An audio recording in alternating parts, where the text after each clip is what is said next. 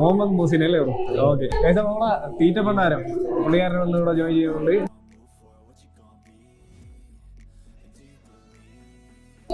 ഇവര് പുതിയതായിട്ട് ഒരു സാധനം കൂടി ലോഞ്ച് ചെയ്തിട്ടുണ്ട് ഓഷ്യലി.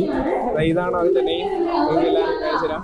എല്ലാവരും ഇതൊന്ന് ചെക്കൗട്ട് ചെയ്യണം. നല്ല മോമോസ് ആണ്. ഞാൻ ഇതുവരെ കഴിച്ചില്ല സത്യം പറഞ്ഞ. എന്തായാലും കഴിച്ചു നോക്കാം.